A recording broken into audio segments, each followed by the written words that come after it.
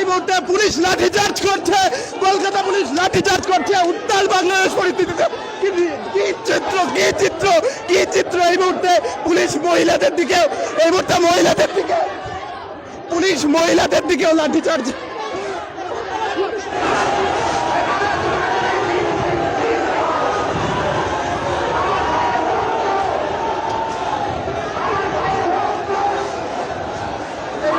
কলকাতা হাইকমিশনে যেভাবে উত্তপ্ত হচ্ছে, দিল্লিতে বাংলাদেশ হাইকমিশনকে লক্ষ্য করে যেমন সেখানে ঘেরাও কর্মসূচি চলছে, এবং ঠিক একই রকম ছবি কলকাতাতেও ব্যারিকেড ভাঙার চেষ্টা, এবং বাংলাদেশ হাইকমিশনের সামনে এই মুহূর্তে তারা বিক্ষোভ দেখাচ্ছে। বঙ্গীয় হিন্দু সমিতির সংগঠন একটি, তাদের তরফ থেকে এই মুহূর্তে বিক্ষোভ প্রদর্শন করা হচ্ছে কলকাতায়।